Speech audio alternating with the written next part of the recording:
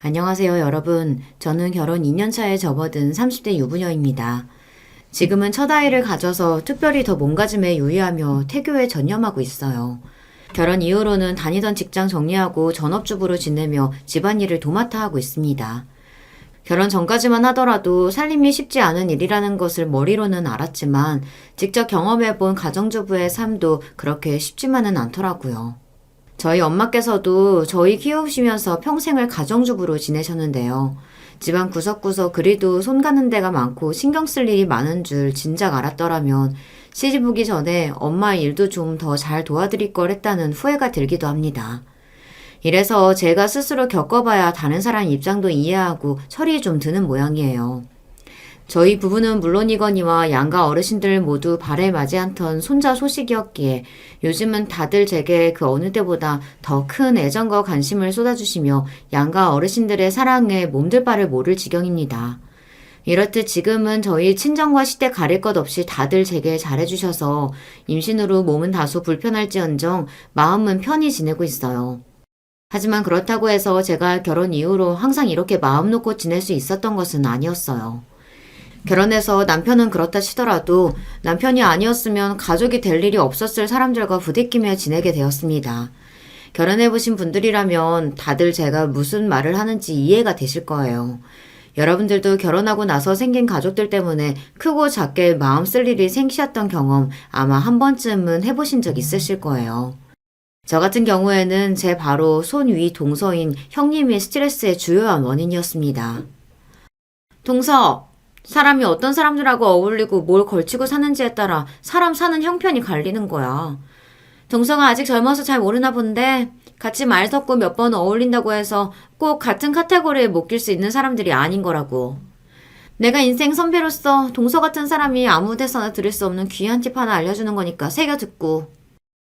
사람 말하는 게 아다르고 어다르다고들 하지 않습니까? 같은 말을 하더라도 듣는 사람 배려해서 기분 상하지 않게 잘 말해주는 사람이 있는가 하면 똑같은 얘기를 해도 유독 사람 기분 더 더럽게 만드는 사람이 있어요. 제 형님이라는 사람이 바로 후자에 해당하는 사람이었습니다. 입만 열면 자기 자랑에 콧대는 어찌나 높은지 옆에서 보고 있자면 기가 찰 노릇이었어요. 뭐 형님이 저렇게 자기 잘난 맛에 사는 근거가 아주 없는 건 아니었습니다. 형님 직업이 의사입니다. 대한민국에서 가장 공부 잘한다는 수재들 중에서도 손에 꼽히는 사람들만이 가질 수 있는 직업이다 보니 의사라는 직업 가졌다는 이유로 자부심 넘치는 인생을 살고 있다는 것까진 이해하지 못할 바가 아니라고 생각합니다. 그리고 형님이 그리 콧대 높게 굴 수 있었던 데에는 사회의 탓도 있지 않겠어요. 어디서든 의사 선생님이랍시고 떠받들고 시켜 세워줬을 테니 당연히 그런 대접받는 것을 자기 권리라고 생각하는 사람이었어요. 물론 의사라고 해서 다들 그런 건 아니겠죠. 하지만 특히나 대접받기 좋아하는 성비라면 그런 직업이 주는 혜택에 기대 그동안 얼마나 꿀 빨며 살아왔겠습니까?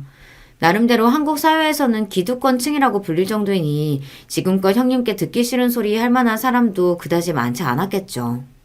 하지만 그건 그거고 그렇다고 해서 다른 사람들 함부로 대하는 게 잘하는 짓은 아니잖아요. 형님이 의사라고 해서 제가 그걸 고려해가며 다 받아줄 이유도 없는 거고요. 그렇지 않나요? 이야기는 제가 처음 저희 남편한테 시집갈 무렵으로 거슬러 올라갑니다. 변호사로 일하고 있는 남편은 저와는 고등학교 동창 사이예요. 학교 졸업하고 한참을 어찌 사는 줄 모르고 각자의 인생을 살다가 우연히 동창회에서 다시 만나게 된 것이 저희 결혼의 계기가 되었습니다. 어릴 적에도 항상 성실하게 공부하며 모범생이었던 남편의 바른 성격 탓에 좋은 인상을 가지고 있었어요.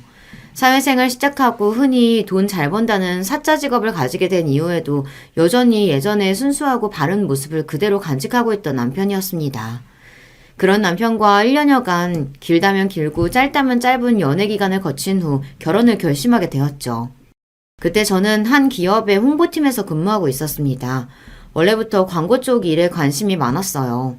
아무래도 그때그때 유행에 민감한 일을 하다 보니 다른 부서보다 특히 야근도 많고 외근할 일도 많았습니다. 가끔은 잠이 모자라고 체력이 따라주지 않아 버거울 정도로 업무량도 많은 편이었죠. 연애 기간 내내 남편이 출퇴근 시간마다 저를 열심히 태워다 나르며 겨우 얼굴을 봐야 할 지경이었습니다.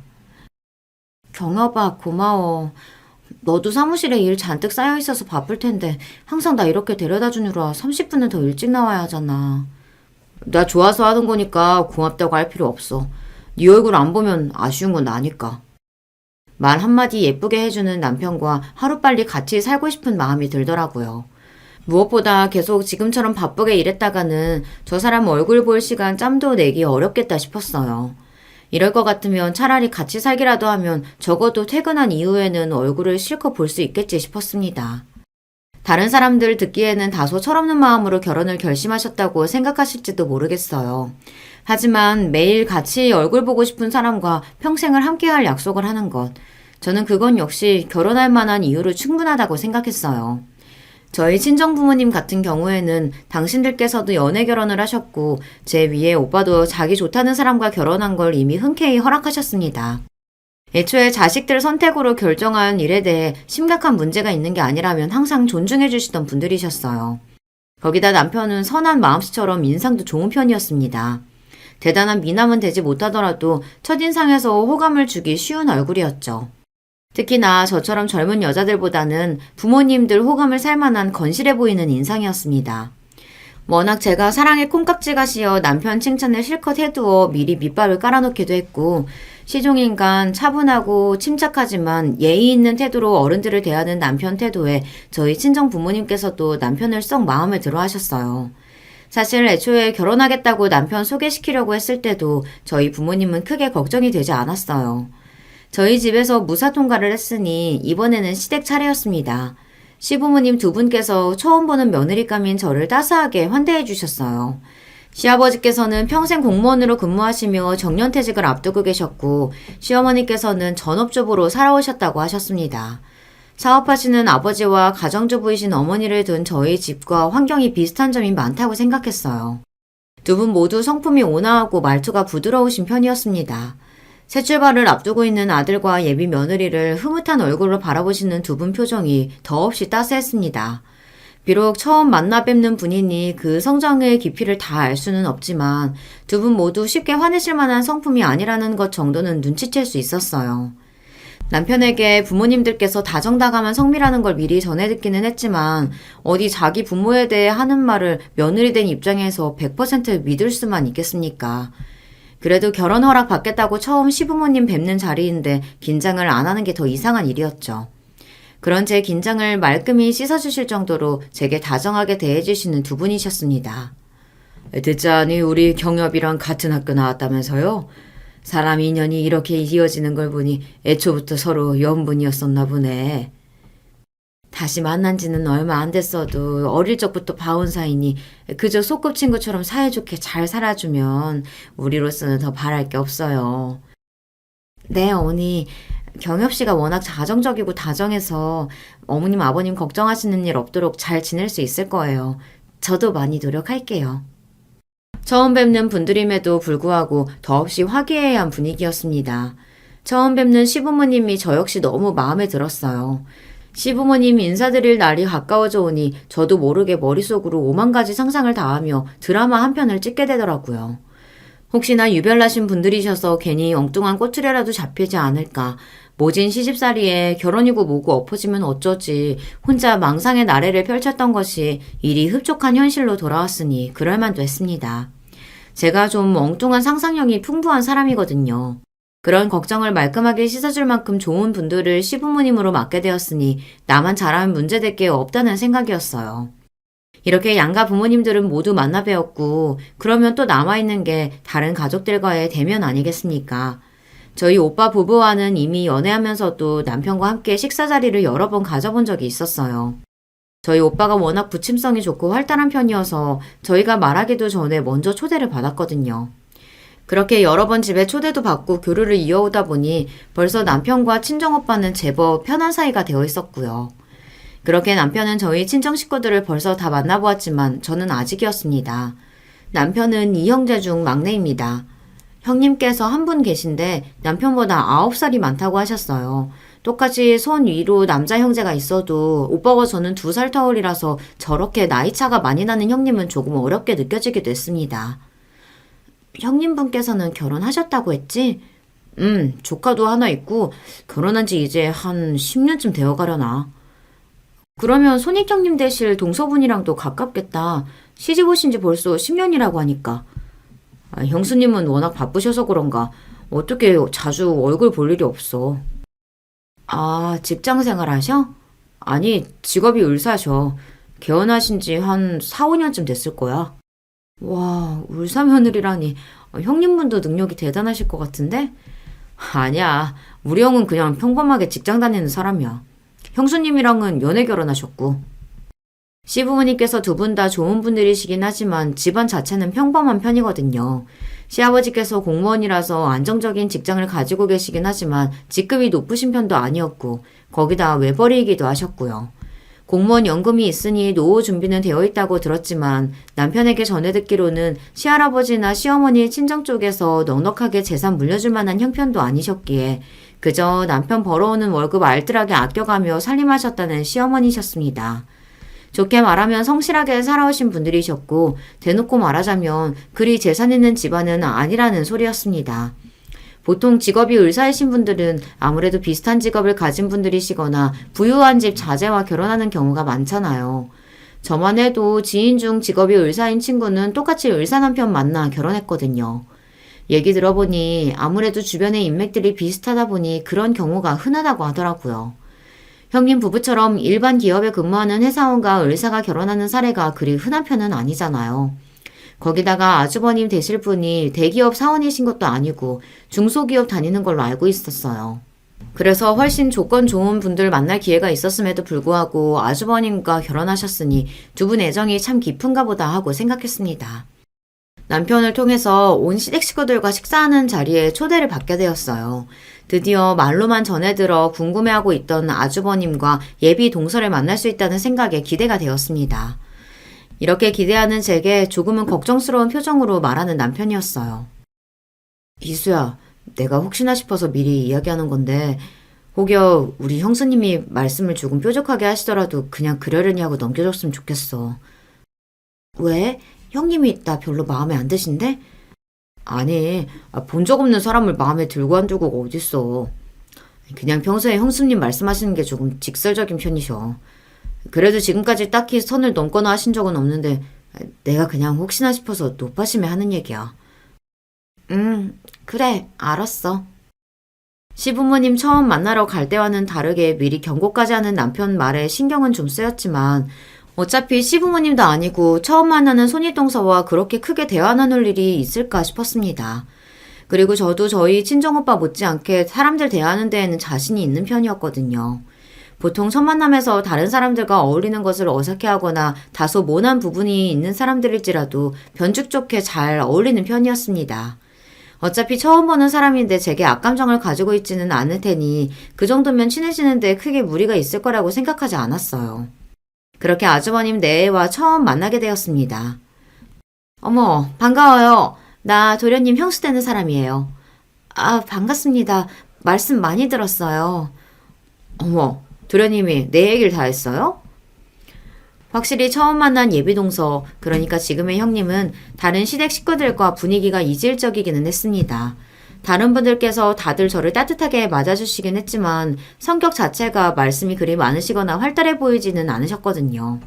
그런데 형님 한 사람이 있다는 것만으로도 분위기가 시끌벅적해진 시댁이었습니다. 집안 어르신인 시아버지와 시어머니께서 자리하신 곳임에도 불구하고 현님 목소리가 월등하게 더 클 지경이었어요. 한눈에 보아도 어떤 모임에서든 가장 앞장서서 나서는 유형이라는 건 쉽게 알아볼 수 있었습니다. 처음 제게 인사를 건네던 태도도 아주 자신감이 넘쳤어요. 스스로의 능력에 대해 자부심이 넘치는 사람 특유의 당담함 같은 것이 느껴졌습니다. 저는 그 모습도 마음에 들었어요. 시댁 식구들께서 다들 좋으신 분들이시지만 다소 소극적인 면들이 있는 가족들이니 저렇게 분위기를 주도할 수 있는 사람 하나쯤 있는 것도 괜찮다고 생각했죠. 그런 제 생각이 깨어지는 데는 그리 오랜 시간이 걸리지 않았습니다. 우리 도련님이 그렇게 적극정성으로 출퇴근까지 시켰다고 하길래 내가 어떤 아가씨 데리고 올지 얼마나 기대가 컸는지 몰라요. 우리 도련님이 또 직업은 좀 좋아요? 그래서 나는 최소 같은 변호사 정도는 데려오지 않을까 싶었는데 그런 걸 보면 우리 도련님도 참 로맨시스트야. 그렇죠? 네, 그렇죠. 대답하면서도 기분이 떨떠름하더라고요. 옆에 앉은 남편 표정도 비슷했습니다.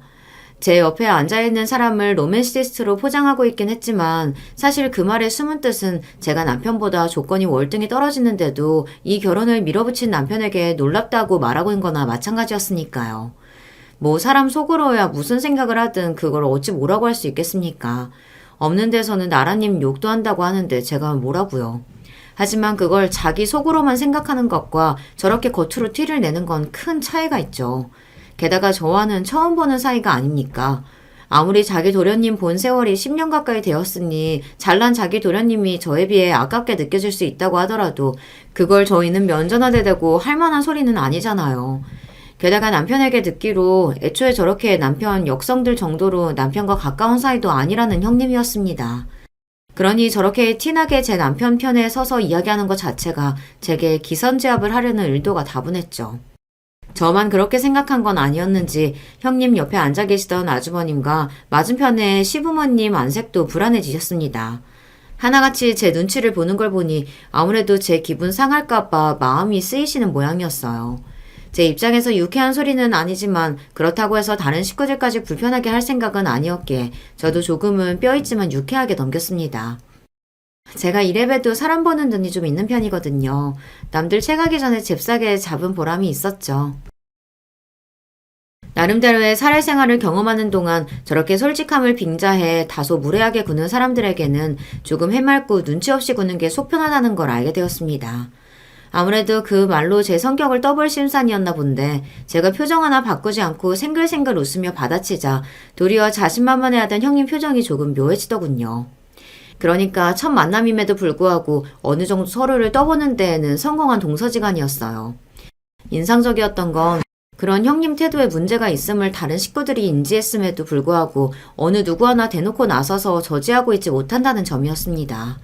시부모님 성격에 그런 걸로 며느리를 잡으실 수 있을 만한 분이 아니라는 것 정도는 예상을 했지만 아주버님이라고 크게 다를 게 없더라고요. 처음 만난 아주버님 인상은 좋게 말하면 유순해 보였고 보고 느낀 것을 그대로 말하자면 다소 유약해 보이는 성정이었습니다. 모르긴 몰라도 형님과의 사이가 어렵지 않게 눈앞에 그려졌어요. 보통 형님이 무언가를 주장하면 거기에 토달지 못하고 그대로 따를 아주버님 모습이 눈에 선하게 그려졌죠. 그날 그 조금은 묘한 분위기에서 식사 자리를 마치고 나와 남편이 하는 말로도 그런 분위기가 충분히 짐작이 되었습니다. 우리 형이 어릴 적부터 워낙 남 듣기 싫어하는 소리를 못하는 성격이야. 뭐 부모님 닮아서 그런 부분도 있겠지만 우리 부모님보다도 훨씬 심하다고나 할까. 그래서 처음에 형이 결혼할 사람이라고 형수님 데려왔을 때 식구들 다들 좀 놀랐어. 당연히 자기랑 비슷한 사람 만날 줄 알았는데 형수님은 아무래도 자기 주장이 좀 강하신 편이잖아. 말하는데도 거침이 없는 편이고. 그래도 형이 선택한 사람이고 차라리 형처럼 우유부단한 사람한테는 저렇게 맺고 끊는 게 확실하고 성격 강한 사람이 맞지 않을까 싶었는데 형 나름대로도 고민을 많이 하는 것 같더라고. 어머니 아버지께서는 형 조건보다 형수님 조건이 훨씬 좋다 보니까 어려운 마음에 더더욱 며느리한테 별소리 못 하시는 것 같고. 대강의 집안 분위기가 파악이 되었습니다. 시댁 식구들 사이에서 여왕처럼 군림하는 형님의 모습이 말이에요. 개인적으로 이런 사람들은 뭐 아니면 도라고 생각해요. 자기 입지를 위협하는 사람이다 싶으면 아주 사람을 못살게 굴고 적으로 돌리겠지만 또 이런 사람들이 어느 정도 기분만 잘 맞춰주면 신이 나서 잘 퍼주고 마음을 써주기도 하거든요. 그래서 크게 신기 거스르지 말고 각자 예의 지키는 선이라면 적당히 기분 맞춰주며 잘 지내보자 마음먹었습니다. 어찌되었든 남편과 결혼하기로 결심하며 저 역시 그 집 식구가 되기로 마음먹었고 그런 이상은 가족들 모두와 잘 지내고 싶은 마음이었으니까요. 그리고 생전 만나본 적 없는 사람과 갑자기 가족으로 묶이게 됐는데 어떻게 모든 사람들이 저랑 다 잘 맞을 수 있겠어요. 솔직히 다른 시댁 식구들 생각하면 뜻밖의 부담이 되기는 했습니다만 이 정도야 뭐 크게 문제가 되려니 그때까지만 하더라도 그리 심각하게 생각하지 않았습니다. 결혼 이후로 제가 다니던 직장을 정리하고 신작 살림도 구하게 되다 보니 시댁 들락날락거릴 일이 자주 생기더라고요. 저희 시어머니 성품에 새로 시집온 며느리 한번 불러내는 것도 어렵게 생각하실 것이 뻔했기에 그냥 제가 더 뻔뻔하게 제 집 드나들듯 시댁을 드나들기 시작했어요. 어머니 저 왔어요. 아가 왔니? 안 그래도 너 잘 먹는 백합 좋은 게 들어왔대서 사갖고 왔는데 오늘 이걸로 수제비 해 먹자. 와, 좋아요, 어머니. 원래 낯가리 있는 사람들일수록 만나는 빈도수를 늘려줘야 빨리 친해질 수 있는 법입니다. 처음에는 다소 어색해 하셨던 시어머니께서도 낯가리지 않고 부침성 있게 다가오는 둘째 며느리에게 마음을 열어주셨습니다. 저를 다소 불편하게 생각하실 때도 잘해주시려고 노력하셨던 분이시니 가까워진 후로는 얼마나 더 잘해주셨겠어요. 밥을 한 끼 해먹이더라도 항상 제 입맛에만 맞춰주시는 시어머니셨어요. 저 역시 그렇게 저 예뻐해주시는 시어머니가 참 감사하고 좋았습니다. 하지만 형님과는 여전히 물과 기름처럼 쉽게 섞이지 못하고 좀처럼 가까워지기가 힘들었습니다. 솔직히 제 입장에서는 시부모님보다도 형님이 더 불편하고 어렵게 느껴졌어요. 일단 형님과는 시부모님 뵙는 것처럼 자주 볼 일 자체가 없었죠. 어머님, 형님은 자주 안 들리시는 편이에요? 첫째 걔는 병원이란다고 바빠서 명절이나 너희 저번에 결혼 때문에 모였던 것처럼 집안에 특별한 일이 있지 않고서야 여기 올 일 없어. 물론 자기 병원 차려 운영하는 입장이니 일이 없지는 않겠죠. 하지만 제 친구 중에서도 개원이가 있는데 따로 독립해 나온 후로는 대학병원 근무하던 시절보다 시간적 여유가 더 많아졌다고 했던 소리를 들었거든요. 아무래도 개원하고 나서는 병원 운영 시간이 확실한 편이니 출퇴근 시간도 그러하니까요. 그런 이야기를 굳이 입으로 꺼내지는 않았습니다. 큰며느리 이야기를 꺼낼 때마다 시어머니 태도가 살짝 불편해진다는 걸 눈치채게 되었거든요. 저는 이미 시집온 지 10년의 세월이 다 되어 가는데 아무리 성격의 차이가 있다고 하더라도 저보다 형님이 시어머니와 더 가까울 줄 알았어요. 하지만 제게 편히 대해주시고 마음을 열어주시는 것과는 달리 여전히 시어머니께서 형님을 어려워한다는 것을 알 수 있었습니다. 시어머니 쪽에서 연락을 하는 일도 거의 없었다고 했어요. 그렇다고 형님께서 살갑게 안부를 챙기시는 편도 아니었으니 지척에 살고 있는 고부지간이라 하더라도 가깝게 지내기 어려웠겠죠. 문득 저 역시 갓 신혼여행 다녀와서 시댁 식구들께 인사를 드리러 왔을 때가 생각났습니다. 동서, 회사 그만뒀다면서? 아무리 도련님 벌이가 나쁘지 않은 편이라고 해도 결혼하자마자 직장 간다는 건 좀 그렇지 않아? 일단 첫 마디부터가 그다지 유쾌하게 시작되지 않았습니다. 저희 부부 사이에서 이미 충분한 대화 끝에 합의된 문제인데 그걸 문제 삼는 형님이 결코 제게 호의적이지 않다는 거야 당연했으니까요. 아니, 좀 아깝잖아. 그동안 도련님이 동서 일한다고 그렇게 아침 저녁으로 실어다 날랐는데 결혼하고 홀랑 그만둔다고 하니 그럴 것 같으면 도련님 좀 덜 고생스럽게 일찍 정리했어도 됐을걸. 아, 아니에요. 저희 그렇게 차에서 데이트도 많이 하고 즐겁게 잘 지냈어요. 어떻게든 분위기를 환기해보겠다고 남편이 성격에도 맞지 않는 너스레를 떨었으나 형님 입을 막기에는 역부족이었습니다. 하긴 나처럼 전문직이거나 집안에 좀 여유가 있거나 한 게 아니면 어차피 박봉에 고생하는 것 같으면 일찍 정리하고 임신 준비하는 게 나쁘지 않겠다. 이제 도련님이나 동서나 적지 않은 나이인데 서둘러야지. 저희 결혼했을 때 둘 다 갓 30을 넘긴 나이였습니다. 요새 그 나이면 결코 결혼 늦게 한 축에 들지도 않았어요. 거기다 제가 직장 다니면서 얼마를 벌었는지 알지도 못하는 분이 당연하게 박봉이라니. 거기서부터가 제가 하던 일을 우습게 생각한다는 걸 모를 수가 없었습니다. 시부모님이 해도 무례할 소리를 온 식구들이 다 듣는 앞에서 저렇게 함부로 말하는 손이 동서라니. 솔직히 속으로 나이를 어디로 먹었나 싶더라고요. 저희 친정 사정이나 제 능력에 대해 아는 것이 하나도 없으면서 당연히 자기보다 못할 거라고 전제하고 하는 얘기였어요. 뭐 웬만한 월급쟁이의 월급이 의사 벌이에 비견이 되겠습니까마는 그렇다 하더라도 아무리 자기가 의사라고 저 함부로 무시해도 된다는 뜻은 아니잖아요. 결혼 전부터도 솔직히 거슬렸는데 내가 사람 착각한 게 아니라는 생각이 들었죠. 무엇보다 형님이 이렇게 제게 무례하게 구는 동안 안절부절 못하는 시부모님 모습을 보고 있자니 제가 속이 상하더라고요. 며느리임에도 불구하고 눈치를 보는 시부모님이 좀 안쓰럽기도 했고요. 무엇보다 큰며느리가 새로 시집온 작은 며느리 기분을 상하게 하는 말을 하는데도 제대로 막아주지 못해 미안한 티를 숨기지 못하는 시어머니를 보니 더 마음이 안 좋았습니다. 솔직히 저도 저지만 이렇게나 자기 눈치를 보는 시부모 앞에서 저런 소리를 함부로 할 수 있는 건 저뿐만 아니라 시댁 식구들까지 만만하게 보니까 할 수 있는 게 아니겠어요. 처음에 여양벌 타입의 형님 대충 기분 맞춰주고 적당히 지내자던 제 생각이 단번에 날아가 버린 날이었습니다. 그리고 제가 시댁을 뺀질나게 들락거리는 동안에도 형님 코빼기 한 번을 볼 수가 없었으나 차라리 다행스러운 일이라고 생각했습니다. 어차피 만날 때마다 유쾌할 만한 일 없는 사람이라면 보는 횟수라도 최대한 줄이는 게 낫겠다는 심산이었죠. 그렇게 저 시집가고 첫 명절을 맞이해서야 다시 형님과 대면하게 되었습니다. 결혼하고 4개월 정도 남짓 정도 되는 시간이었지만 그 안에 이미 시댁 식구들과 부쩍 가까워져서 시댁을 제 집 드나들듯 거니게 되었죠. 오랜만에 만나는 손아랫동서가 시어머니와 바짝 붙어 도란도란 다정하게 이야기를 주고받는 모습이 형님 눈에는 다소 못마땅하게 보였었나 봅니다. 그 뾰족한 말투를 시전하는 형님이었어요. 동서, 그래도 동서 시집 온 지 얼마 되지도 않았는데 집안 어른을 너무 허물없이 대하는 것도 썩 보기 좋은 일 아니야. 우리 어머님이 워낙 남 듣기 싫은 소리 못 하시는 분이라서 말씀을 못 하셨을 텐데. 아니야. 둘째가 워낙 먼저 살갑게 대해줘서 오히려 내가 더 편했지. 요새는 둘째가 워낙 잘 챙겨줘서 오히려 내가 고마워야 할 판이다. 대뜸 저에게 타박하는 말에 깜짝 놀라 제 편을 들어주시는 시어머니셨어요. 당사자가 그렇게 나오니 뭐라고 더 말을 얹지도 못하고 형님 표정이 더욱 짜증스러워졌습니다. 솔직히 속으로는 조금 고소했죠. 시어머님 끌어들여 저 한번 눌러보려고 하다가 도리어 딴소리 못하게 되었으니까요. 그러니까 평소에 시어머니 별로 신경도 안 썼으면서 뭐 한다고 그런 걸로 시비를 거나 싶었죠. 하지만 불만 가득한 형님이 돌아서며 다른 사람이 듣지 못하게 퉁명스럽게 내뱉은 말 한마디를 저만은 분명하게 알아들었습니다. 없는 형편에 서로 잘 통하나 보지?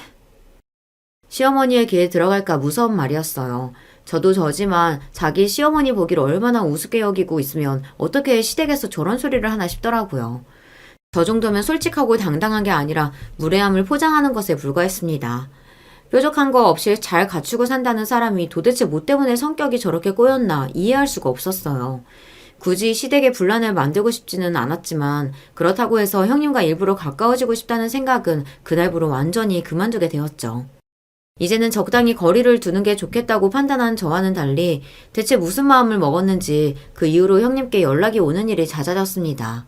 그 전까지는 저라는 사람이 있는지 없는지 신경도 쓰지 않던 사람이 갑자기 연락을 해오는 걸 보면 얼마 전 시댁에서 시어머니와 가깝게 지내며 사이 좋았던 모습이 아무래도 마음에 들지 않았던 게 분명하겠구나 싶었습니다.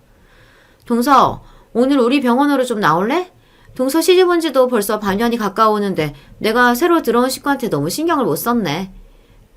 아니에요, 형님. 바쁘신 거 잘 아는데요, 뭐. 그러지 말고 나와. 내가 맛있는 거 사줄게. 또 무슨 꿍꿍이로 일어나 싶었습니다. 결혼한 지 얼마 안 돼요. 형님이 제게 먼저 연락을 걸어와 맛있는 밥 사주시겠다는 소리를 했더라면 아마 흔쾌히 그럴 마음이 들었겠지만 이미 여러 차례 대놓고 제가 마음에 들지 않는다는 것을 티냈던 형님이셨습니다. 게다가 얼마 전 명절에 시댁에서 만나 뵀을 때는 또 어땠습니까? 지나가듯 뒤에서 중얼거린 그 말은 여태 제 머릿속을 벗어나지 못하고 있었어요. 이번에는 비싼 레스토랑이라도 데려가서 기를 죽일 심산인가 싶었죠. 결과적으로 그런 거 데려가서 기를 죽이지는 않는 형님이셨습니다. 하지만 그렇다고 해서 아무 의도도 아니었던 건 또 아니었어요. 여기 감자탕이 이 근처에서도 소문난 맛집이거든. 내가 어지간히 마음에 드는 사람 아니고서야 같이 안 오는 데다? 감사해요, 형님. 형님이 저를 맛집이라며 데려간 감자탕 집은 허름한 골목에 위치한 작은 식당이었습니다. 가격대도 저렴하고 맛집이라는 설명과는 달리 한창 바빠야 할 저녁 시간인데 드문드문 테이블이 빈 곳이 보였어요. 솔직히 음식 맛도 그렇게 뛰어난 편은 아니었어요. 하지만 제가 이런 것 때문에 마음 상할 일은 아니었습니다. 솔직히 형님과 마주 앉아서 식사를 하는데 감자탕이 입으로 들어가는지 코로 들어가는지도 모르겠더군요. 그 허름한 감자탕집 안에서도 독보적인 존재를 뽐내고 있는 형님 때문이었습니다. 그날 제 밥을 사주겠다며 병원에서 내려온 형님은 그야말로 머리끝부터 발끝까지 명품으로 도배를 하고 있었어요.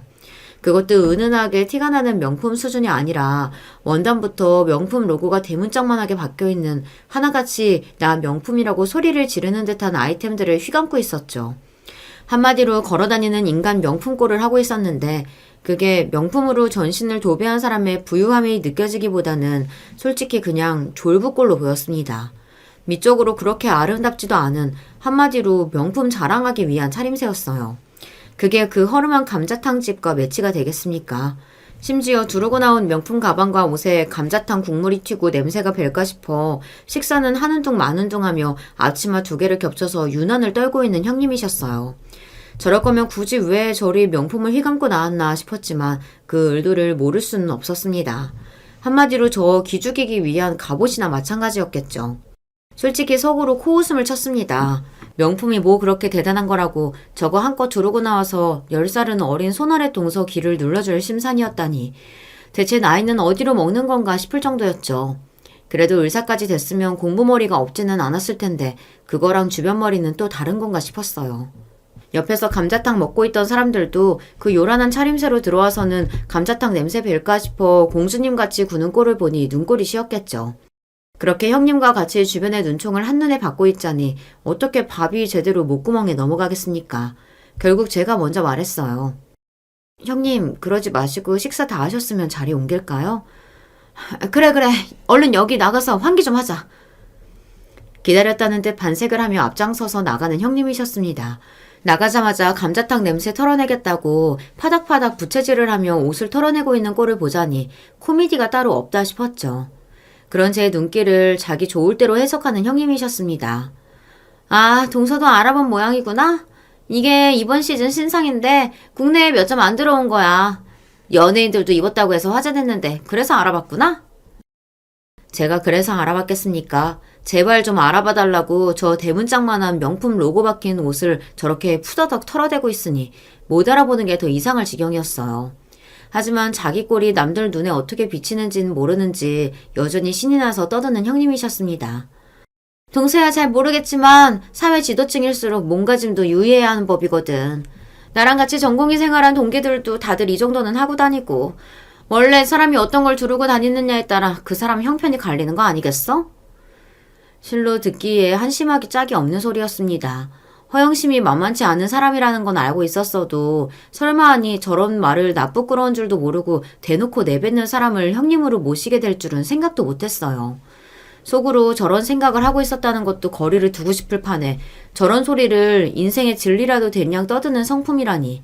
아주버님도 사람 괜찮아 보이시던데 어쩌다 저런 분하고 인연을 맺게 되신 건지 딱하다는 생각까지 들더라고요.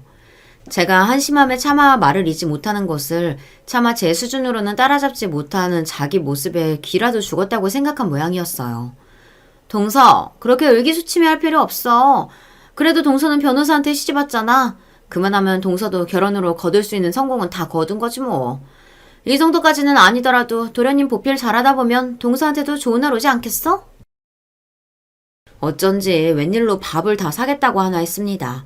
저런 말에 굳이 대받아치고 싶은 의욕도 생기지 않아 고분고분 얌전하게 듣고 있는 걸 제 콧대 눌러주는데 성공했다고 단단히 착각하고 기세가 등등해진 형님이었어요. 굳이 그 한심한 꼴에 토를 달지 않았던 건 차라리 이렇게 한번 져주는 척하고 이 피곤한 일을 끝맺고자 하는 생각에서였습니다. 하지만 한번 자기가 제 우위에 올라섰다고 생각해서인지 시도 때도 없이 자기 좋을 때 저를 불러내려 듣는 형님이셨어요. 그렇다고 제가 그리 만만한 성격은 아니다 보니 그걸 일일이 다 받아주지는 않았습니다. 적당히 쳐내고 거절해가며 저도 굳이 유쾌하지 않은 만남을 차일피일 미루게 되었어요. 그럼에도 불구하고 매번 거절만 할 수는 없으니 응해줄 때마다 그 우습지도 않은 꼴을 또다시 맞닥뜨려야 했습니다. 이쯤 되니 눈치 주는 사람이 없어서 저런 행동을 하는 게 아니라 그런 눈치 줄 만큼 형님한테 바른 소리 해줄 만한 사람이 이미 아무도 곁에 남아있지 않는 거구나 하는 생각이 들더라고요. 그거 보고 있는 저부터도 굳이 애써서 진실을 알려줄 마음이 생기지 않았으니까요. 한동안 형님 만나자는 소리에 이리저리 핑계를 대다가 더 미루기 곤란하다 싶어 오랜만에 다시 형님을 만나게 되었습니다. 어머님 생신이 얼마 안 남았잖아. 시집 온 지 얼마 되지도 않은 동서가 어머님 취향을 잘 알지도 못할 거고. 한마디로 자기가 시어머니 생신 선물 고르는 걸 도와주겠다는 뜻이에요. 이 집안에서 10년 며느리 노릇했다 치더라도 만날 일수로만 치면 시집 온 지 1년이 채 되지 않은 저보다도 적은 형님이었습니다. 평소에 그저 우습고 만만한 사람 취급해놓고 형님이 시어머니 취향 같은데 손톱만큼의 관심이라도 있었겠어요. 시어머니 취향을 알아도 제가 훨씬 더 잘 알 터였습니다. 만나지 않았는데도 앞으로의 상황이 눈에 그려지는 듯 했어요. 저를 불러내서 속 한 번 더 뒤집을 심산이었겠죠. 아니나 다를까 이번에 만남의 장소는 백화점이었습니다. 그것도 인근에 위치한 백화점이 아니라 국내외 유수의 명품 브랜드들이 빽빽하게 입점해 있는 초대형 백화점 말입니다. 백화점 안에 들어선 형님은 물 만난 고기가 따로 없었어요. 그렇게 명품에 환장을 하는 사람이니 노다지도 저런 노다지가 없었겠죠. 백화점에 들어서자마자 형님의 입방정이 시작되었습니다. 동서, 이런 데 와본 적은 있어? 내가 여기서만 쇼핑을 하는데 말이야. 국내에서 여기만큼 물건 잘 갖춰진 곳이 없어. 그러면서 저를 끌고는 이 명품샵, 저 명품샵을 들락거리며 마치 거기 놓여있는 명품들이 전부 제 것이라도 된 양 뻐기는 형님이었어요. 동서, 잘 봐도 직접 살 능력 없으면 보는 눈이라도 좀 키워야 하지 않겠어? 들으면 들을수록 어처구니가 없는 소리가 이어졌습니다. 결국 명품샵을 7군데쯤 돌아다녔을 때 심신이 다 지쳐버린 제가 그만 결국 짜증을 내고 말았어요. 형님 그만 좀요. 저 이런데 크게 관심도 없고 애초에 쇼핑을 그렇게 좋아하는 편도 아니에요. 형님도 저 도와주시려고 그런 거 아니라 형님 보고 싶어서 오신 거잖아요. 동서, 말을 왜 그런 식으로 해? 지금 그런 식으로 자격지심 드러내는 거야? 그래, 내가 좀 너무했다 싶네. 동서 형편에 이런 데 쉽게 드나들지 못할 텐데 내 딴에는 동서한테 새로운 경험 시켜주고 싶어서 신경 쓴 거였는데 내가 동서 마음을 헤아리질 못했네. 도대체 세상을 얼마나 자기중심으로 생각하면 온 세상 돌아가는 꼴을 자기 사고방식으로만 받아들일 수 있는지 진짜 어이가 없더라고요.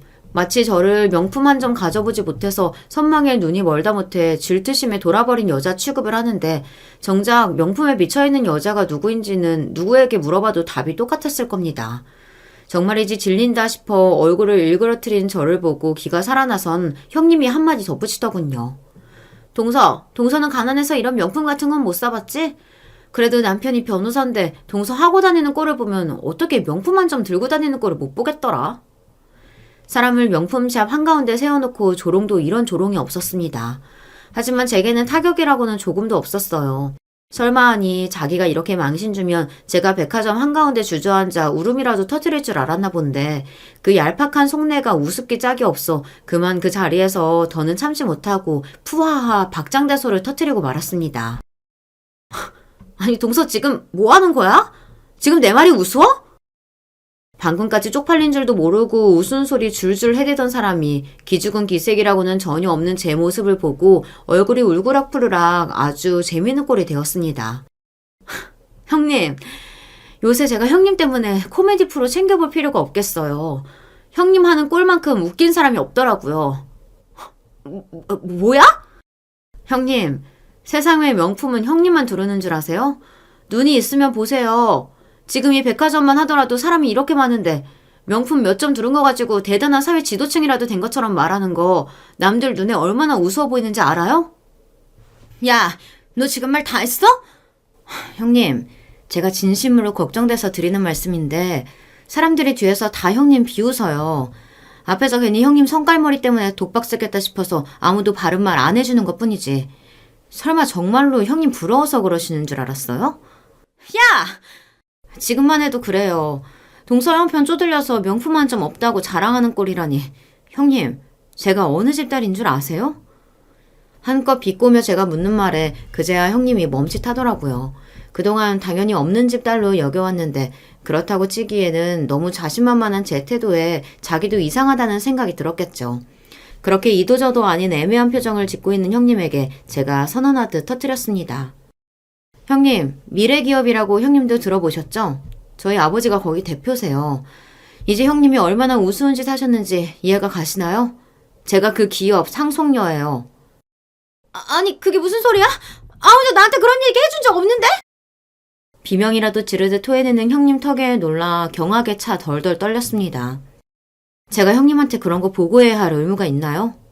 나 참. 그래도 덕분에 재밌었네요. 제가 거기 상속녀인 거 알았다면 형님이 이렇게 재밌는 꼴 어디 구경이나 할 수 있었겠어요? 세상에, 저 살다 제 앞에서 돈 자랑하는 사람은 처음 봐요. 네, 성공적으로 사업 끌어오신 친정아버지 이름 한번 제대로 빌려봤습니다. 제가 아버지가 대표로 계신 기업의 상속녀라는 소리도 거짓말은 아니었어요. 그동안 살면서 굳이 제 입으로 내세우기는 우스운 일이라 생각해 일부러 티내면서 살아오진 않았었는데 이 정도로 우스운 꼴 당하고 나니 저런 사람한테는 또 이런 방법만큼 잘 먹히는 일이 없겠다는 생각이 들더라고요. 여러분, 제가 너무 짓궂었다고 생각하시나요? 솔직히 유치했다는 건 저도 인정합니다. 하지만 시작은 저쪽에서 먼저 했잖아요. 저도 이만하면 받아줄 만큼 받아준 거 아닌가요? 그리고 저렇게 겉으로 보이는 것에 집착하는 사람일수록 자기 수준과는 비교도 할 수 없을 정도의 조건을 갖춘 사람이 눌러줘야 눈치를 보는 척이라도 하기 마련입니다. 그동안 당해왔던 게 많았던 만큼 이런 사실을 터뜨리고 나니 저도 모르게 속이 시원한 기분이 들더라고요. 특히나 제 정체에 너무 놀란 나머지 턱이 빠지도록 입을 쩍 벌리고 경악한 눈을 하고 있는 동서 표정을 보고 있자니 저도 모르게 깔깔깔 웃음이 터져버렸습니다. 정말 형님 덕에 진짜 보기 드문 구경했네요. 방금 전까지 그리 신이 나서 나불대던 기세는 온데간데 없고 이제는 수치심에 온몸을 부들부들 떨어대는 형님이었어요. 솔직히 그 성깔머리에 비웃음 당했다고 저한테 달려들기라도 하면 어쩌나 조금 걱정도 했는데 차마 그럴 생각조차 못하고 있었어요. 사람 그렇게 우습게 여기더니 기업 상속녀라는 소리에 이미 저는 형님이 함부로 손댈 수 없는 사람이 되어 있었습니다. 그것조차도 형님다운 행동이라는 생각이 들었어요. 그럼 형님은 하시던 아이쇼핑마저 재밌게 하세요. 저는 따로 들리는 샵이 있어서 먼저 가볼게요. 그만하면 좋은 구경 다 했다 싶어 먼저 자리를 떴습니다. 제가 백화점 문을 나설 때까지도 그 자리에 못 박힌 듯 수치심을 곱씹고 있는 형님 꼴을 보니 앞으로 제 앞에서 더는 헛소리는 못하겠다는 확신이 들어 후련하더라고요. 당연한 결과이긴 했습니다만 그 후로 형님이 저를 따로 불러내는 일은 다시는 일어나지 않았습니다. 심지어는 드물게 명절이나 시댁 행사가 있어 얼굴 보는 날에도 눈에 띄게 기가 팍 죽어 제 눈치를 보는 형님이었어요. 간혹 시댁에 등장할 때마다 방자한 입놀림으로 다른 시댁 식구들을 철렁하게 만드는 발언 역시 뚝 끊겨버렸습니다. 제 앞에서 그런 행동 해봤자 비웃음거리만 안겨줄 뿐이라는 걸 그날 백화점에서 아주 뼈저리게 깨달았겠죠. 저도 그만하면 놀려줄 만큼 놀려졌다 싶었기에 굳이 더 망신스러운 일을 안겨주지는 않았습니다. 무엇보다 시부모님 앞에서 방자하게 행동하는 것이 언제 그랬냐는 듯 그쳤기에 그것만 해도 소기의 성과는 이루었다고 생각했어요.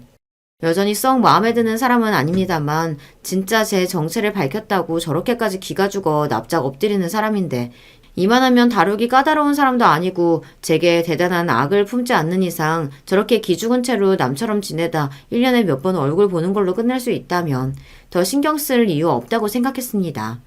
뭐 좋은 게 좋은 거니까요. 그렇게 저는 요즘 더없이 편안한 마음으로 양가 어르신들 사랑 듬뿍 받으며 태교에 전념하고 있어요. 태교에 썩 좋을 것 없는 사람은 알아서 몸살이며 근처 알랑거리지 않으니 이렇게 몸 잘 보증하다 건강하게 아이 잘 낳겠습니다. 제 이야기는 여기까지입니다. 사연 끝까지 들어주신 여러분들 진심으로 감사드려요.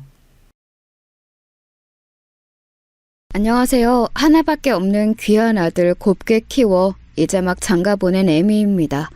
아들 녀석은 평생 장가는 안 갈 거라고 선언하며 애미 속을 썩이더니 웬일인지 갑자기 결혼을 할 거라고 색시를 하나 데려오더군요. 아들이 결혼을 한다길래 저는 기쁜 마음으로 흔쾌히 허락을 했습니다. 그런데 결혼을 시켜놓고 보니 이 며느리라는 기집애가 알면 알수록 가관이더군요. 오늘은 이렇게 이 괘씸한 며느리 이야기를 여러분에게 하소연하고자 이렇게 펜을 들었습니다. 먼저 제 이야기를 좀 간략하게 하겠습니다. 저는 격동의 1960년대에 태어나 어렸을 적 조실 부모하고 찢어지게 가난한 삶을 살았습니다. 식당을 하던 할머니의 손에서 자라며 과장 조금 보태어서 걸음마 할 정도가 될 때부터 식당 일을 도왔습니다.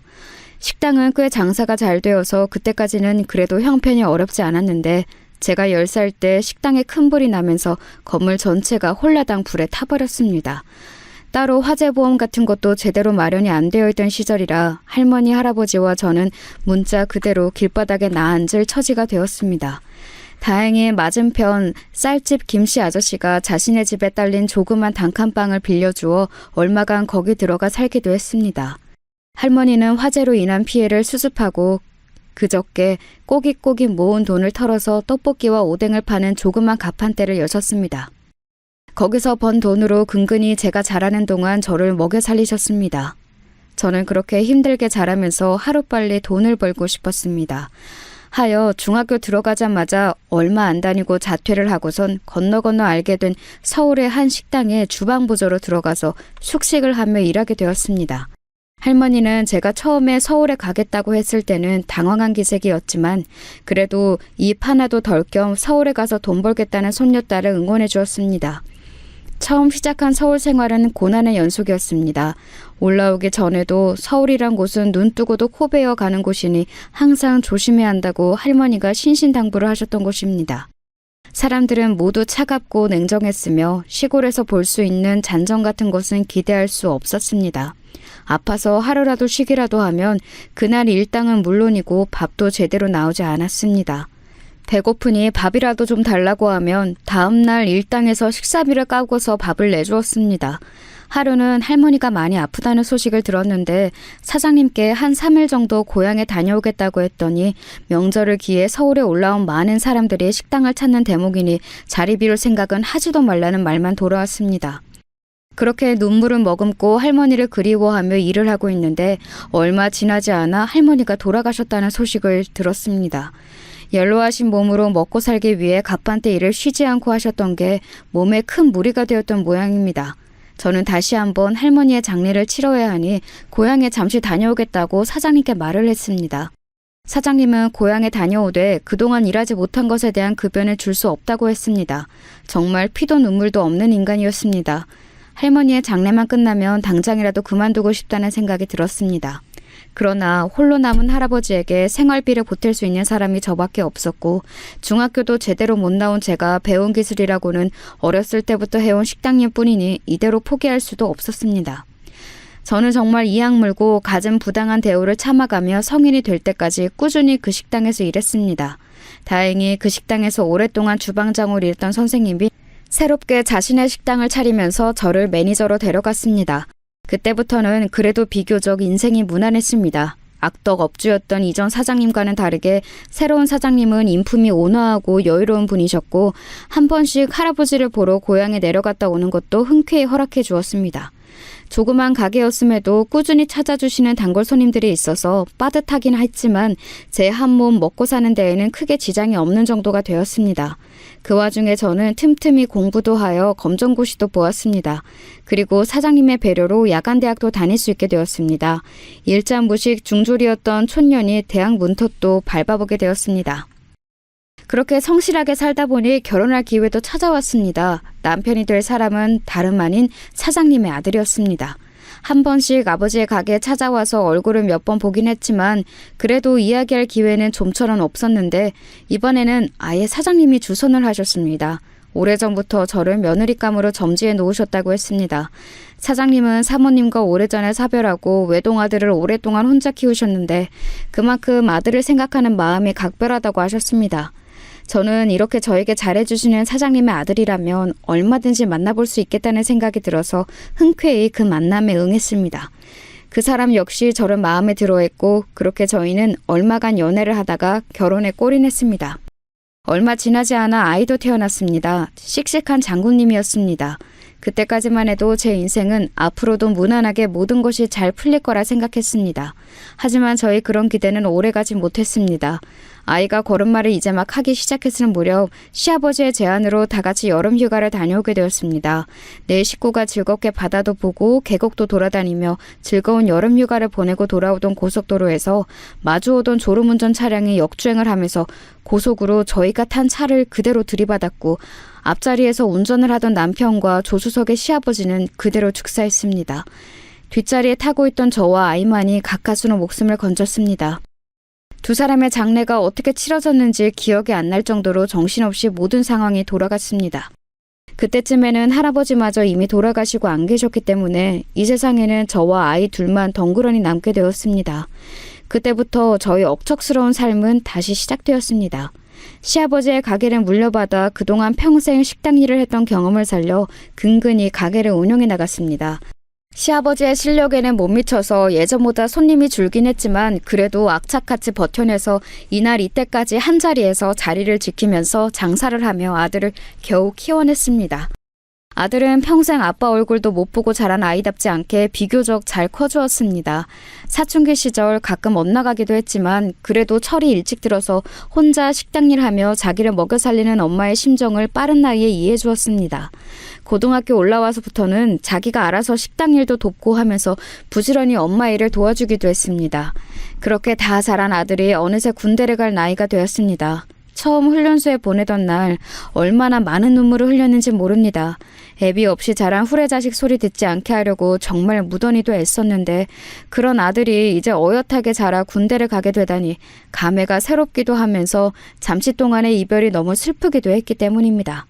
아들의 군 생활 2년은 순조롭게 끝나는 듯 했습니다.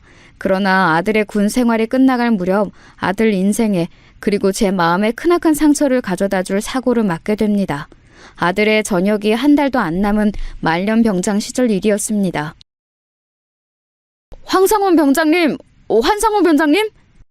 뭐야, 자고 있는데 왜 깨우고 난리야? 저녁에 얼마 안 남은 말년 병장답게 아들은 네모반에서 늘어지도록 늦잠을 자고 있었는데 후임 병사가 그런 아들을 흔들어 깨웠습니다. 황상훈 병장님, 이번 혹한기 유격훈련에 열애 없이 모든 인원 참석하라는 지시입니다. 뭐? 야, 나 말년이야, 말년. 떨어지는 낙엽도 조심해야 될 때라고. 어느 말년이 유격훈련을, 그것도 혹한기 아니야? 나 안 해, 못해. 그게 사단장님이 특별히 이번 훈련에 참관을 하신다고 합니다. 지금 북의 도발에 계속해서 거세지고 있으니 훈련을 소홀히 할 수 없다면서 모든 인원 참석하라는 사단장님의 특별 지시입니다. 아, 또 무슨 개소리야. 북이 도발하고 말고 그게 나랑 뭔 상관인데. 나 다음 달에 저녁이야. 그런 건 남은 사람들끼리 알아서 처리하라 그래. 난 무사히 집에 돌아갈 거야. 아, 안 해. 배째. 황 병장님, 저희 좀 도와주십시오. 중대장님이 특별히 훈련 열애 고려해 보시겠다고 합니다. 일단 참석만이라도 꼭 하라고 하십니다. 괜히 사단장 눈밖에 나면 고생하는 건 저희 같은 말단 병사들인 거 잘 아시지 않습니까? 한 번만 살려주십시오, 황 병장님. 아, 나 진짜 짜증나게. 알았어. 그럼 나 따라가기만 하고 훈련은 다 열애다. 감사합니다, 황 병장님. 충성! 그렇게 마지못해 마지막 훈련에 따라가게 된 말년 병장인 아들은 약속받은 대로 대부분의 훈련을 열애했지만 마지막 날 레펠 강화 훈련을 하는 날 사고는 터졌습니다. 사단장이 하필 그날 직접 훈련 감독을 하겠다면서 아들이 있던 소대에 와서 진두 지휘를 하기 시작했습니다. 기자들과 카메라들이 그 장면을 연신 찍기 시작했는데 누가 봐도 언론에 보여주기식 행사에 불과했습니다. 사단장은 아들의 훈련 열애를 하고 있는 모습을 보더니 확성기에 대고 외쳤습니다. 거기 열애 인원 누굽니까? 즉시 나와서 레펠 하강 대기합니다. 아들은 그 명령을 듣고 죽상을 있는 대로 지으면서 어쩔 수 없이 레펠 하강 훈련에 참여해야 했습니다. 병사 황상훈! 하강 준비 끝! 하강! 아들은 과거 우수한 훈련 성적으로 포상 휴가도 받고 했던 만큼 능숙한 솜씨로 레펠 하강을 시작했습니다. 그때였습니다. 황 병장님 잠깐 대기하셔야 합니다. 황 병장님! 뭐야?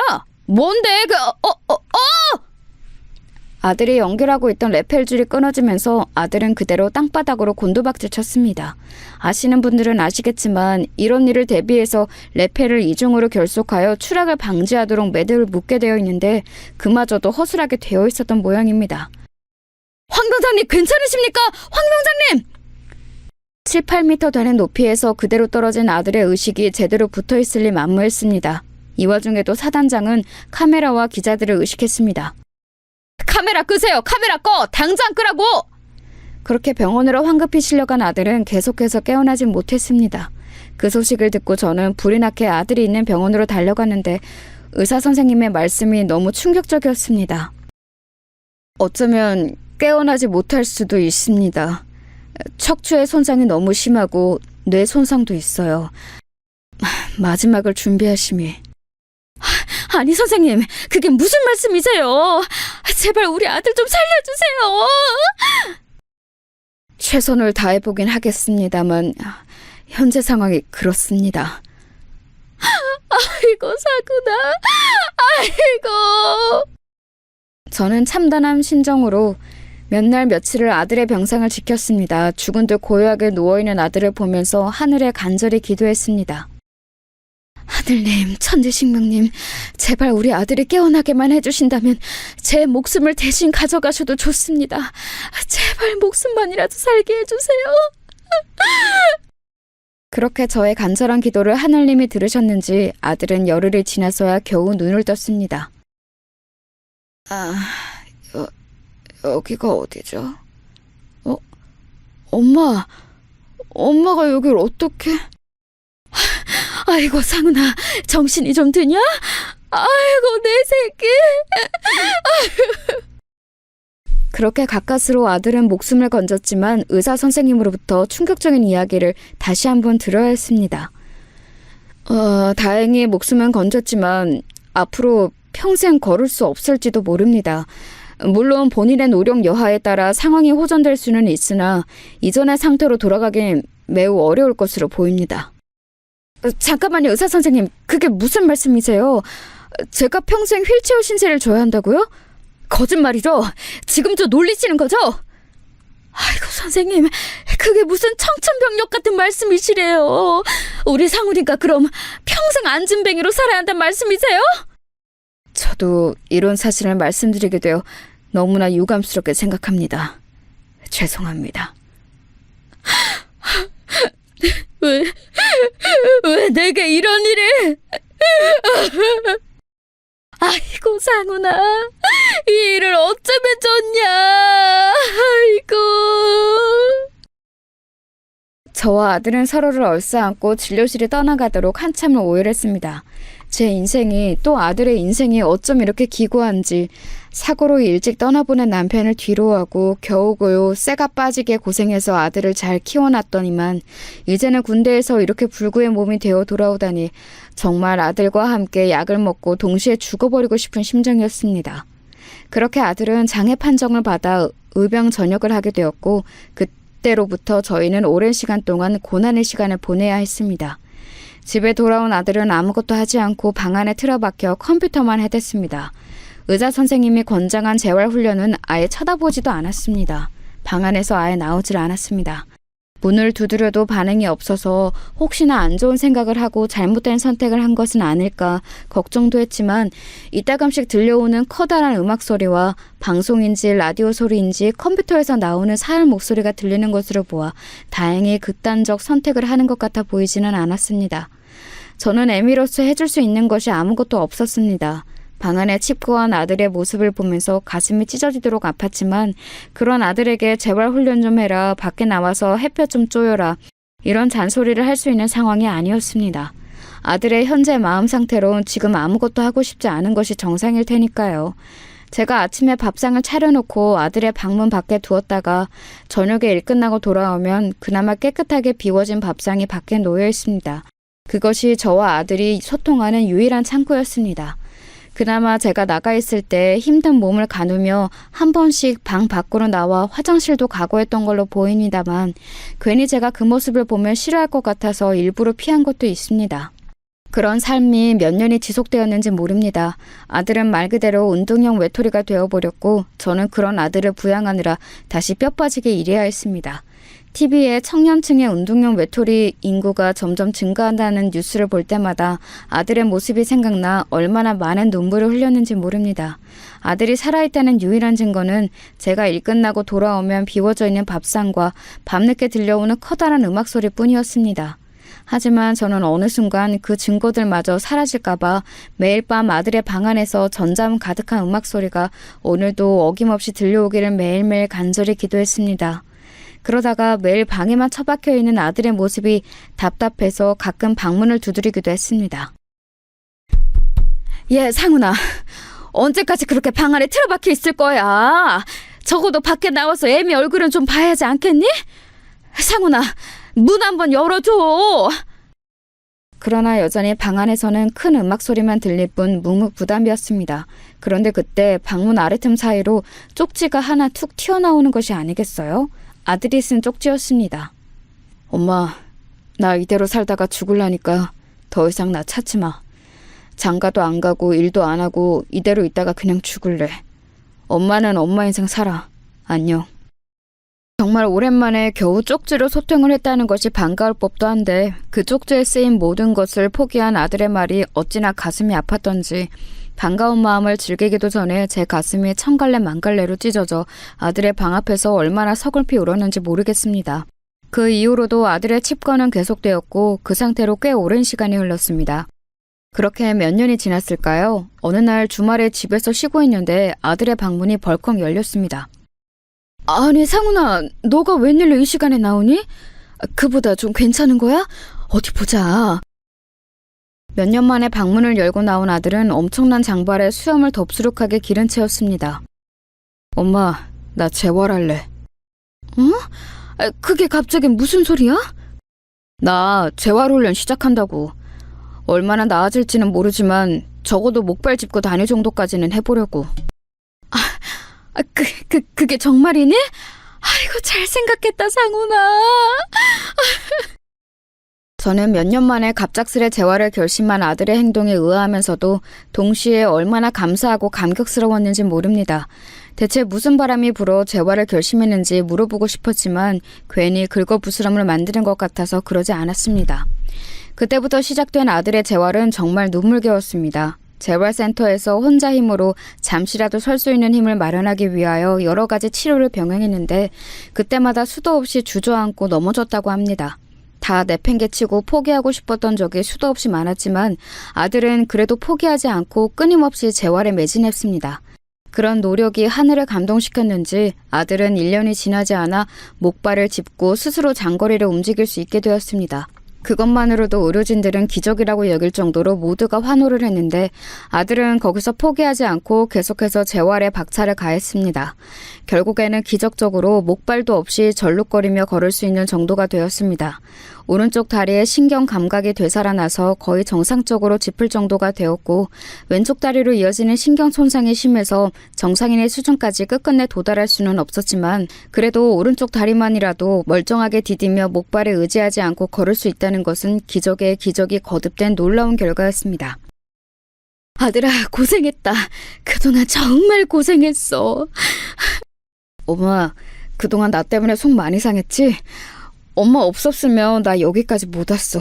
정말 고마워. 나 이제 엄마 속 그만 속이고 사람 구실 제대로 할게. 아이고, 인서가 그런 말 마라. 나는 너가 건강하기만 하면 아무런 소원이 없다. 그렇게 기적적으로 혼자서 거동해 밖으로 도나다닐 수 있게 된 아들은 그때부터 미친 듯이 일자리를 구하기 시작했습니다. 안타깝게도 아직 이 사회는 절름발이 아들을 흔쾌히 채용해주는 곳이 많지 않았습니다. 그러던 중 어느 소방안전시설을 기획하는 회사에 대한 정보를 듣게 되었는데 그곳은 의무적으로 직원의 일정 수를 장애인으로 채워야 하는 규정이 있다고 했습니다. 아들은 기회를 놓치지 않고 그 회사에 지원을 해 당당히 합격을 하게 되었습니다. 장애인이었던 아들이 당당히 일반 회사에 정규직으로 합격을 한 것이었습니다. 저와 아들은 그 기쁜 소식을 듣고 얼싸안고 한참을 덩실덩실 춤을 추었습니다. 아이고, 장하다 내 아들. 내가 우리 아들이 해낼 줄 알았어. 엄마, 다 엄마 덕분이야. 나 열심히 일해서 엄마 식당 일도 얼른 은퇴하게 만들어줄게. 정말 사람이 꼭 죽으란 법이 없는지 고난과 역경만 가득했던 저와 아들의 삶도 이제 풀리기 시작하는 것 같았습니다. 아들이 그렇게 직장을 얻고 자리를 잡으니 인생의 모든 체중이 가라앉는 것만 같았습니다. 더 경사인 것은 아들이 직장 생활을 한 지 얼마 지나지 않아 결혼을 하겠다며 섹시될 사람을 데려오겠다고 한 것이었습니다. 저는 그 소식에 얼마나 뛸 듯이 기뻤는지 모릅니다. 불구의 몸으로 방구석에서 영영 썩어 없어질 수도 있었던 아들이 어엿한 사회인이 되어 이제 결혼까지 한다고 하니 애미 된 저의 심정이 얼마나 기뻤을지 상상이 가시죠? 그런데 저의 그런 뛸 듯한 기분은 아쉽게도 오래가진 못했습니다. 섹시될 사람이라고 데려온 여자애가 제 마음에 썩 들지는 않았거든요. 엄마 며느리 될 사람 데려왔어. 얼른 나와봐. 아들은 색시를 얼른 제게 소개해주고 싶었는지 현관문을 급하게 두드리며 재촉했습니다. 아이고, 그래. 어서 들어와. 응? 저는 현관문을 열어 맞이한 며느리 될 아이를 보자마자 저는 깜짝 놀랐습니다. 안녕하세요, 어머님. 김민주라고 해요. 배고프다. 얼른 밥 주세요. 다짜고짜 배고프니 밥을 달라고 하는 뻔뻔함에 놀랐다기보다는 그 아이의 행색이 거의 무슨 술집 여자와 다를 바 없었기 때문입니다. 몸에 쫙 붙는 원피스에 치마 길이는 또 어찌나 짧은지 속옷이 거의 보일랑말랑했습니다.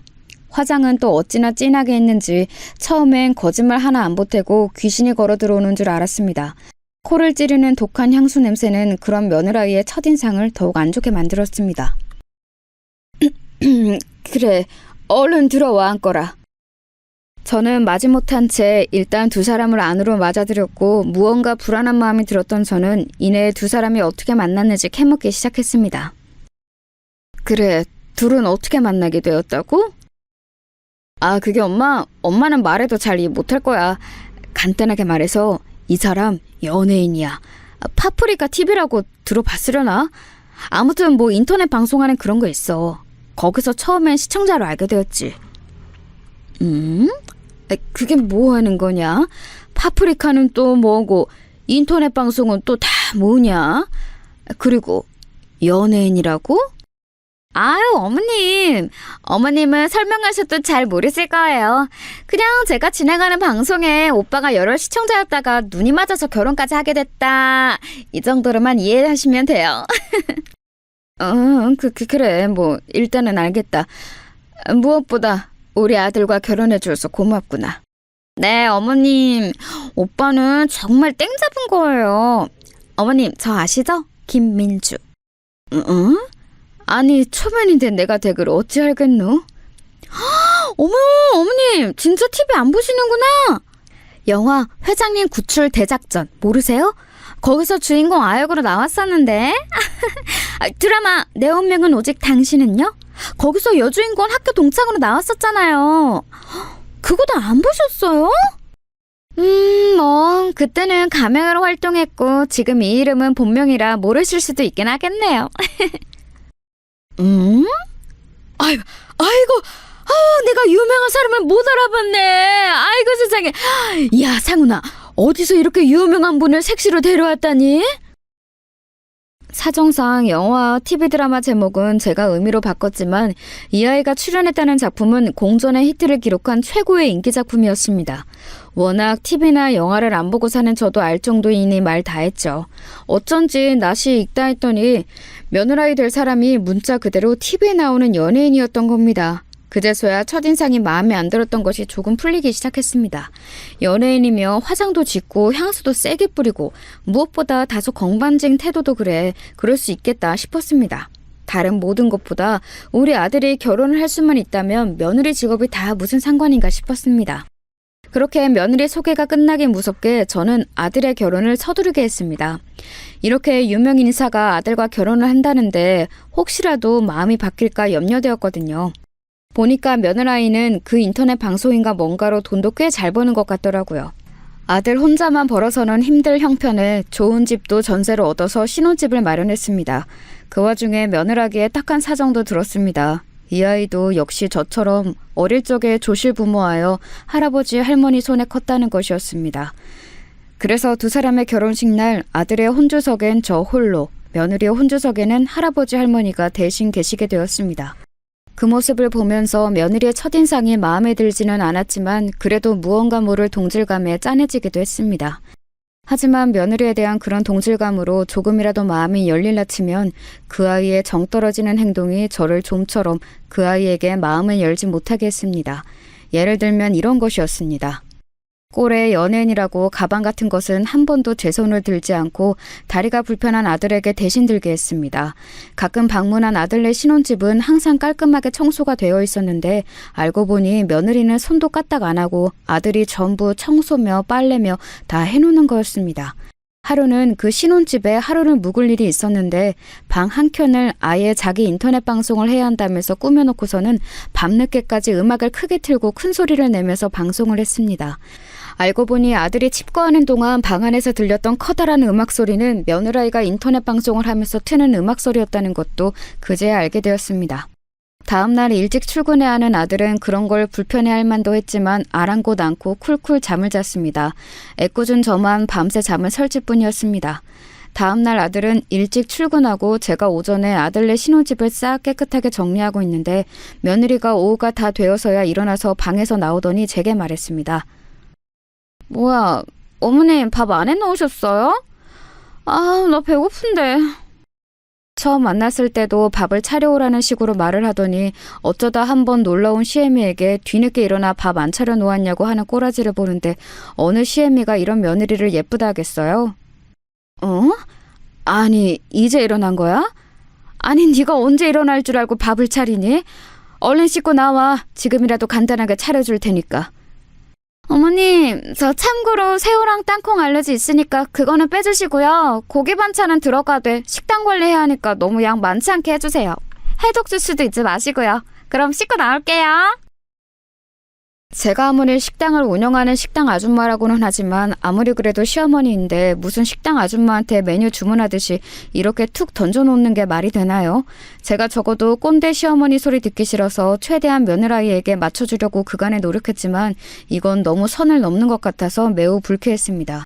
아무래도 나를 잡아서 따끔하게 혼내주어야겠다고 생각을 했습니다. 그리고 그 복수의 날은 머지않아 다가왔습니다. 해마다 제 남편과 시아버지의 기일이 되면 저와 아들은 먼저 간 두 사람을 기리며 조촐하게 제사를 지내곤 했습니다. 제사라고 하기까지엔 거창하지만 그래도 저는 저의 은인과 다름없는 시아버지와 남편을 잊지 않기 위해 또 아들은 자신을 낳아준 아버지의 존재를 계속해서 기억하게 해주고 싶어서 치르는 일종의 의식이었기에 저희는 편의상 제사라고 부르곤 했습니다. 그날도 어김없이 남편과 시아버지의 제삿날이 되었고 며느리는 처음으로 그 제사에 참여하게 되었습니다. 아무리 조촐하게 한다고는 하지만 그래도 남편과 시아버지가 생전에 좋아하던 음식을 직접 만들어 정성스레 제사상에 올리는 일은 빼놓지 않고 매년 해왔습니다. 올해는 며느리와도 그 일을 같이 하면 좋을 것 같아서 소파에 드러누워 있는 며느리를 불렀습니다. 아가, 이리 와서 이것 좀 같이 하자꾸나. 얼른 끝내고 맛있게 먹자. 그런데 돌아온 며느리의 대답이 강환이었습니다. 어머니, 저 같은 영화배우가 집에서 음식하는 거 보셨어요? 저는 그런 거 안 해요. 그리고 저 아무거나 안 먹는 거 아시잖아요. 저는 안 먹어도 괜찮으니까 둘이 먹을 것만 하셔도 돼요. 이러지 뭐예요? 저는 화가 머리끝까지 치밀어 올랐지만 꾹꾹 눌러 참으며 이를 악물고 혼자서 제사상을 준비했습니다. 아들은 저와 며느리의 눈치를 보며 쭈뼛쭈뼛 저를 도와주고 있었습니다. 그런데 며느리는 비스듬히 소파에 누워 TV를 보며 혼자서 박장대소하고 난리가 나질 않겠어요? 어머! 어머머머! 아, 얘는 왜 이렇게 웃겨? 아, 진짜 웃기다! 거기서 정말 이성의 끈을 잃을 뻔했지만 겨우 한 번 참았는데 이번에는 채널을 돌리다가 아이돌 가수들이 나와서 춤을 추는 것을 보더니 갑자기 일어나서 그 동작을 따라하면서 혼자 신나서 난리 부르스를 추는 것 아니겠어요? 하나, 둘, 셋, 넷! 팔을 이렇게, 골반 이렇게 빼고 우와! 이거 다음 방송 때 해야지? 저는 그제야 모든 인성의 끈을 내려놓고 며느리에게 슬며시 다가가 리모컨을 뺏어서 TV를 뚝 껐습니다. 어머? 아니 어머님, 지금 이게 뭐 하시는 거예요?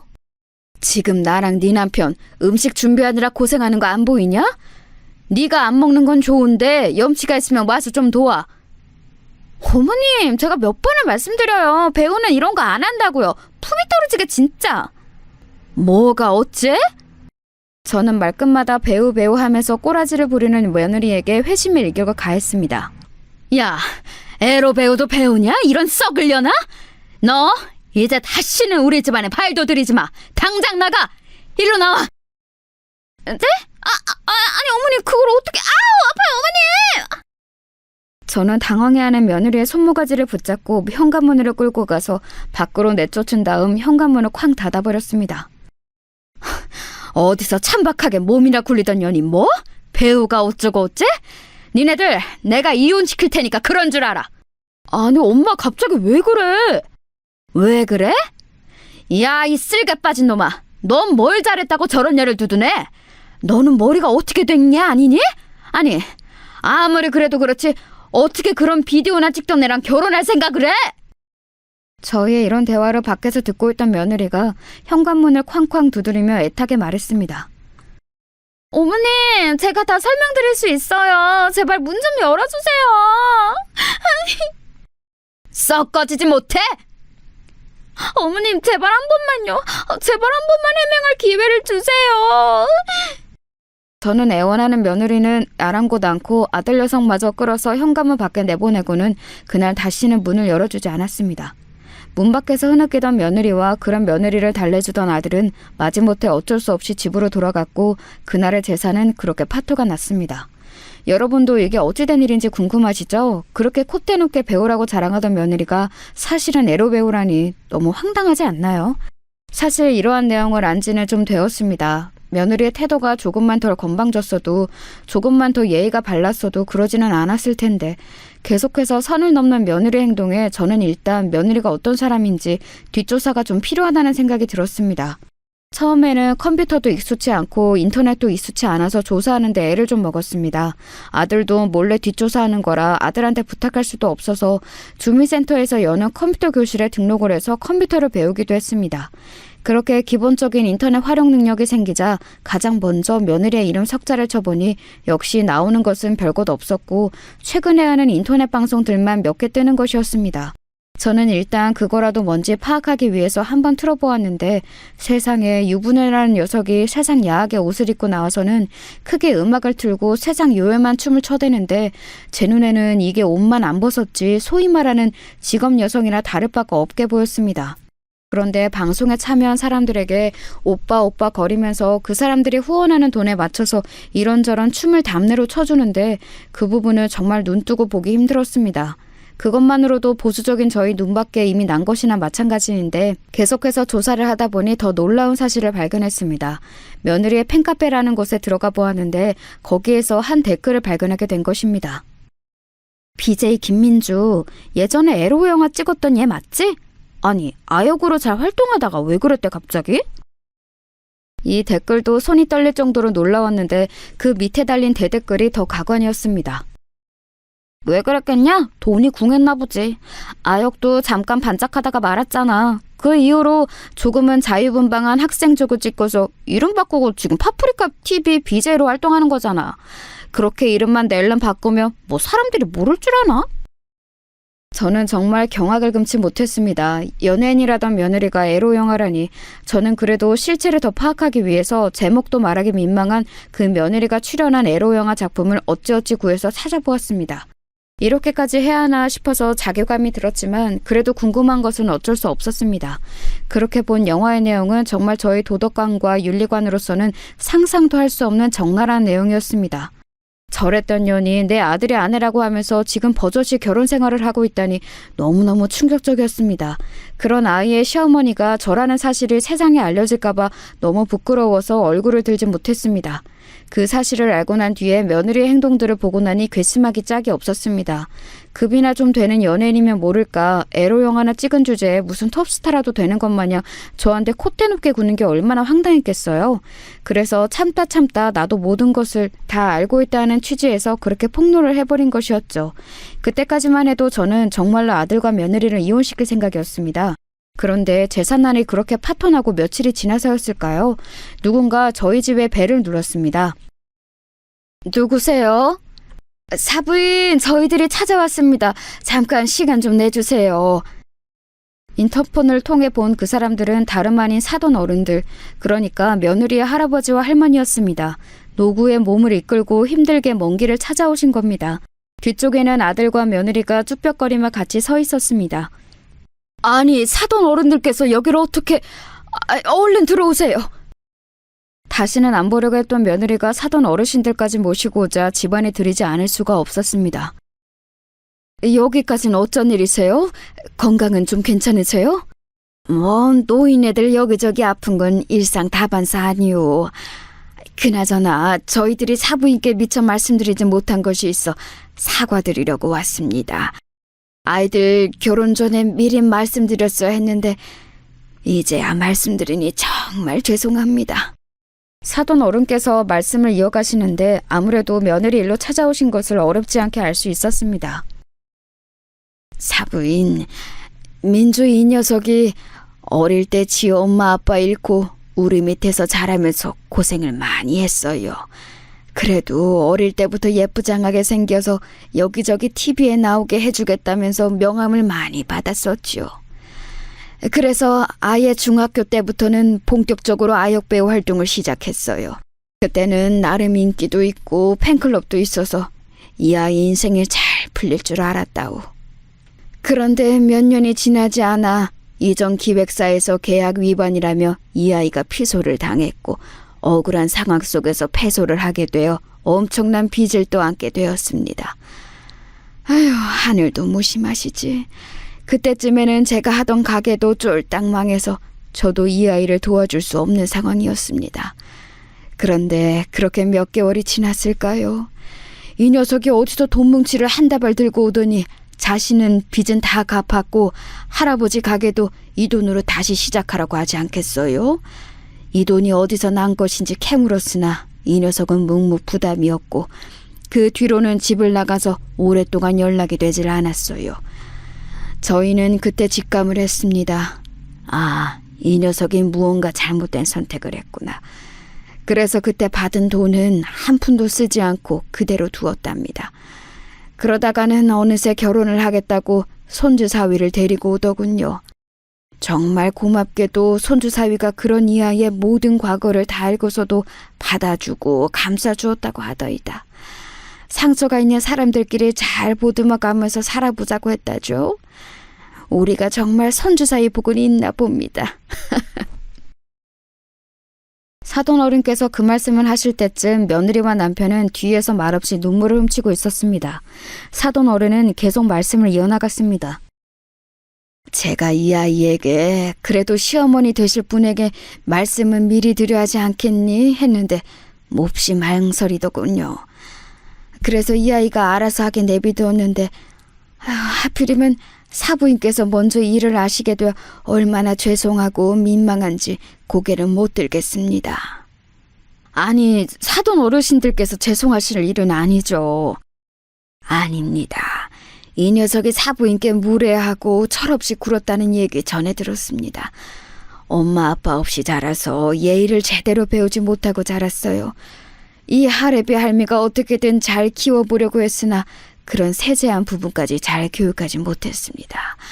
정말 죄송합니다. 사돈 어른은 갑자기 그 말씀을 하시더니 힘겹게 몸을 일으켜서 제게 꾸벅 인사를 하셨습니다. 저는 그 인사를 받기가 민망해 같이 고개를 꾸벅 숙였습니다. 사부인, 이 녀석이 자기와 지 할애비 할미의 어려운 상황을 한번 극복해보겠다고 잠깐 옳지 못한 선택을 한 것은 사실입니다. 지금 하고 있는 일도 그렇게 떳떳하지 못한다는 것을 잘 알고 있습니다. 이제 그 일도 안 하기로 저랑 약속했어요. 성실한 남편 열심히 뒷바라지하면서 살겠다면서요. 그러니까 사부인, 이 녀석 다시 한번 용서하시고 받아주실 수 없으실런지요? 사돈 어린이 그 말씀을 마치시는데 며느리가 끝내 크게 울음을 터뜨리면서 말했습니다. 어머니, 정말 죄송해요. 제가 철이 없었어요. 그래도 집안에서나마 대접받고 싶었어요. 제 정체를 아는 사람들은 볼 때마다 손가락질하는데 그래도 어머니만은 연예인 며느리라고 저한테 잘해주시니까 거기서 정신을 못 차렸어요. 그럴수록 어머니께 더 잘했어야 되는데 오히려 더 그걸 이용해서 못되게 굴었어요. 정말 죄송해요. 사돈 어른 내외가 직접 며느리를 데리고 와서 이렇게까지 사과를 하시는데 제가 더 이상 이 결혼을 무르고 말고 할 상황이 못 되었습니다. 사돈 어르신, 사부인 어르신, 이렇게까지 먼 길 직접 찾아와서 손녀딸을 위해 해명하시는 모습을 보니 제가 적어도 훌륭하고 바른 집안과 사돈을 맺었다는 생각에는 변함이 없습니다. 사실 제 윤리관과 도덕관으로는 며느리가 과거 몸담았던 그 분야가 이해가 되지 않는 것도 사실이지만 그게 이제와 생각하면 다 무슨 의미가 있겠어요.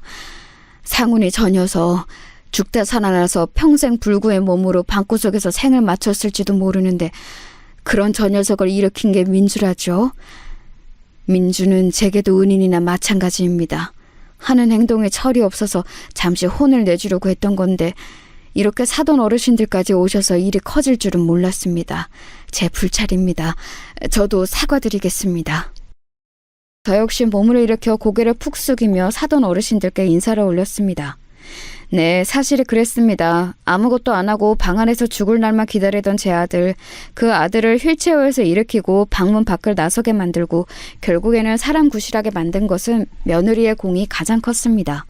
아들은 허무한 마음에 이런저런 자극을 찾으면서 결국 그런 선정적인 인터넷 방송에도 눈독을 들이게 되었는데 그러다 만난 며느리의 채널은 무언가 달랐다고 합니다. 한없이 선정적인 다른 채널들과는 다르게 며느리의 채널은 고민도 들어주고 인생의 상담도 해주는 그런 곳이었다고 합니다.